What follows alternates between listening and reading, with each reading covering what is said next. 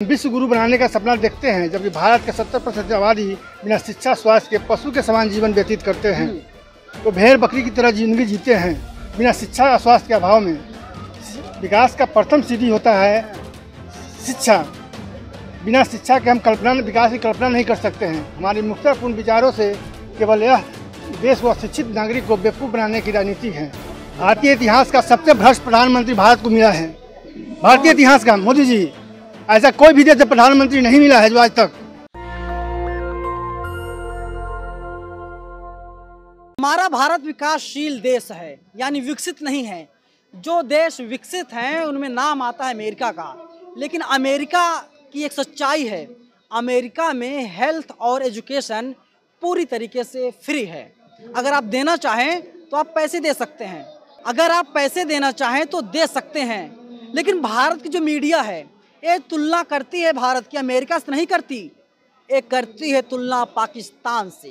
कहती है देखिए पाकिस्तान में ये चीज़ें हो रही हैं, हमारे यहाँ ऐसी चीज़ें हो रही हैं, और जिन्हें विश्व गुरु बताया जाता है यानी मोदी जी को। मोदी जी बहुत अच्छे प्रधानमंत्री हैं, ऐसा प्रधानमंत्री किसी भी देश में नहीं है। पूरी तरीके से गलत है। गोदी मीडिया प्रोपेगेंडा रचती है। गोदी मीडिया आपको और हमको भटकाने और भड़काने की कोशिश करती है। एक व्यक्ति हैं, ये इनके हाथों में बैनर है, जंतर मंतर पर हैं, जागो जनता जागो, जनता करे पुकार, शिक्षा स्वास्थ्य मुफ्त करो, शिक्षा स्वास्थ्य की माफिया दुकान बंद करो, जनता का बुनियादी अधिकार है, शिक्षा स्वास्थ्य को सेवा भाव का दर्जा दो, शिक्षा स्वास्थ्य मुफ्त नहीं तो वोट नहीं, जनता जनादेश। क्या नाम है सर आपका, और आप यहाँ पर क्यों आए हैं, ये सब मांगे क्यों कर रहे हैं? मेरा नाम देव प्रसाद राय नाम है। हाँ। हम चाहते हैं कि देश में शिक्षा स्वास्थ्य मुफ्त हो। हाँ। समझे ना, इसलिए मैं सोचता हूँ कि देश के सभी जनता और नौजवान विद्यार्थियों से कहना चाहूँगा कि शिक्षा और स्वास्थ्य देश के सभी नागरिकों को मुफ्त मिलना चाहिए। ये सभी शिक्षा माफिया की दुकान बंद कर देना चाहिए। शिक्षा और स्वास्थ्य जनता का बुनियादी अधिकार है, समझे ना। जिसे सरकार को खरीद बिक्री का लाइसेंस जारी करती है। शिक्षा, सभी शिक्षा टेक्निकल हो या नॉन टेक्निकल, सभी शिक्षा को फ्री होना चाहिए। हम विश्व गुरु बनाने का सपना देखते हैं, जबकि भारत के 70% आबादी बिना शिक्षा स्वास्थ्य के पशु के समान जीवन व्यतीत करते हैं। तो भेड़ बकरी की तरह जिंदगी जीते हैं बिना शिक्षा और स्वास्थ्य के अभाव में। विकास का प्रथम सीढ़ी होता है शिक्षा। बिना शिक्षा के हम विकास की कल्पना नहीं कर सकते हैं। हमारी मुक्तपूर्ण विचारों से केवल यह देश को अशिक्षित नागरिक को बेवकूफ़ बनाने की राजनीति है। देशवासियों से कहना चाहता हूँ कि आप एक कदम आगे चलें, हम आपको 4 कदम आगे चलकर दिखाएंगे। शिक्षा स्वास्थ्य मुफ्त नहीं तो सरकार को वोट नहीं। आप जिस सवाल ले लीजिए, आप जिस विश्व गुरु की बात करते हैं, टीवी पहले ही कह रहा है कि भारत विश्व गुरु बन चुका है, मोदी जी देश के पापा हैं। हमारे देश के तमाम नेता अपनी VIP आवास से निकलकर एयरपोर्ट पर पहुंचकर USA, कनाडा, पेरिस और लंदन जाते हैं, तो उन्हें लगता है कि सारा देश इसी तरह है, हमारा भारत भी इसी तरह है। लेकिन यहाँ के लोग 70% जानवर की ज़िंदगी जीते हैं, उनको यह पता नहीं है अभी तक। आपने अगर देश को शिक्षा स्वास्थ्य मुफ्त कर दिए, समझे ना, तो हम वादा करते हैं कि देश में शिक्षा स्वास्थ्य मुफ्त होगा तो हमारे देश में रोज़ अब्दुल कलाम साहब और बाबा साहब अम्बेडकर जैसे नेता महापुरुष डेली पैदा होंगे, और देश की महाशक्ति बनने से कोई नहीं रोक सकता। विश्व गुरु बनने के लिए पहले देश को शिक्षा और स्वास्थ्य की मुफ्त होना बहुत ज़रूरी है। जब तक ज्ञान नहीं तब तक विश्व गुरु को नहीं बन सकता सर। हम पश्चिमी जो को सभ्यता कर जाते हैं, देखते हैं तो वहाँ के लोग शिक्षित हैं, अशिक्षित नहीं है सर वहाँ। इसलिए वहाँ देश लोग जाते हैं घूमने, अच्छी संस्कार मिलते हैं, वहाँ अच्छी शिक्षा मिलती है, इसलिए लोग वहाँ के महान हैं। आपकी बात तो ठीक है, लेकिन टीवी मीडिया तो पहले ही भारत को विश्व गुरु घोषित कर चुका है। इसके अलावा मोदी जी को कहते हैं कि देश के पापा हैं। आप ही बताइए ना जी, भारतीय इतिहास का सबसे भ्रष्ट प्रधानमंत्री भारत को मिला है। भारतीय इतिहास का मोदी जी, ऐसा कोई भी देश प्रधानमंत्री नहीं मिला है जो आज तक। क्या बात करते हैं, मोदी जी इतना बेहतर काम कर रहे हैं सर, अरे सुरक्षित है। अब सर हिंदू और मुस्लिम की यही तो सर घटना है। हिंदू मुस्लिम का खेल खेल के जनता को बेवकूफ़ बनाया जा रहा है। अगर हिंदू मुस्लिम की बात ना किसी मानवता की बात किया जाए तो जब बारिश होगी तो सभी के घर में बारिश होगी, हवा चलेगी तो सबको हवा मिलेगी। लेकिन हिंदू क्या है, मुस्लिम क्या है, ये भेदभाव क्यों है सर? मानवता के हिसाब से सभी मानव एक हैं। तो क्यों चाहते हैं सब कुछ फ्री हो जाए? शिक्षा इसलिए फ्री हो कि लोग जागरूक हो, शिक्षा मिलेगा तब तो लोग जागरूक होगा सर। लेकिन जिस दिन देश की जनता, भारत की जनता जागरूक हो जाएगी, उसी दिन इनकी दुकान बंद हो जाएगी। दुकान बंद करना ही है, इसलिए तो मैं खड़ा हुआ है। इनकी दुकान तो बंद होनी चाहिए कि नहीं होनी चाहिए।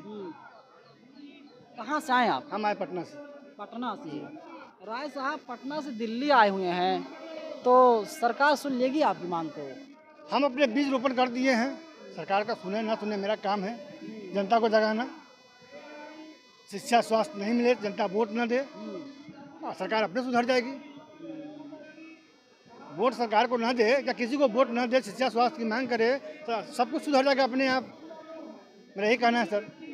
जय हिंद, जय भारत।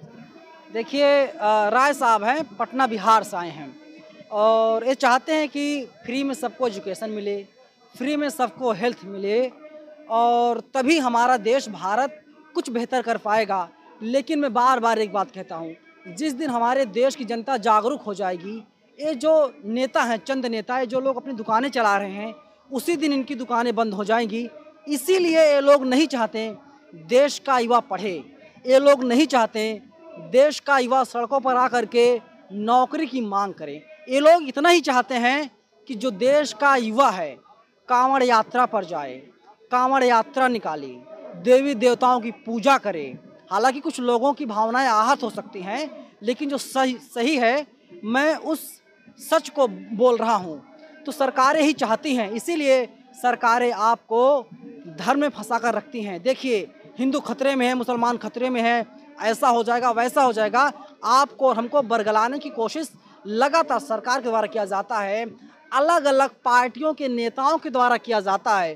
कोई नेता कहता है कि जो नोट है, हमारी करेंसी है, उस पर लक्ष्मी और गणेश जी की फोटो लगा दिया जाए, कोई कुछ और कहता है, कोई 80-20 की बात करता है, लेकिन एजुकेशन और हेल्थ की बात कोई नहीं करता।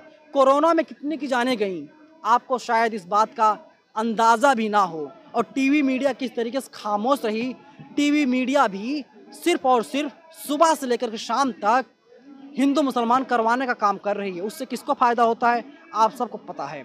और हेल्थ और एजुकेशन की बात नहीं की जाती। जहाँ पर हम लोग मौजूद हैं जंतर मंतर पर, यहाँ से तकरीबन 15 किलोमीटर की दूरी पर देश का सबसे बड़ा अस्पताल दिल्ली एम्स है। और एम्स के बाहर जब आप जाएंगे, वहाँ पर मरीज भटक रहे हैं, परिजन भटक रहे हैं, इलाज नहीं हो पा रहा है, लोग परेशान हैं, हताश हैं, निराश है। लेकिन टीवी मीडिया को फंसा रही है और जिन मांगों को लेकर के आंदोलन कर रहे हैं, इन सभी मांगों पर कोई विचार नहीं करेगा। ना तो टीवी वाले दिखाएंगे और अखबार वाले पूरी तरीके से बाइकआउट कर देंगे। आप लोग क्या सोचते हैं? आपकी राय महत्वपूर्ण है, अपनी राय आप लोग जरूर दीजिएगा। साथ ही धारण के साथ मैं नवीन कुमार। नेशनल दस्तक की आपसे गुजारिश है कि अगर इसको बचाना चाहते हैं तो नेशनल दस्तक को सब्सक्राइब करने के लिए रेड कलर के सब्सक्राइब बटन को दबाएं, फिर बेल आइकन की घंटी दबाएं। नेशनल दस्तक को बचाने के लिए बहुत जरूरी है कि हर खबर को शेयर करें, लाइक करें, कमेंट जरूर करें।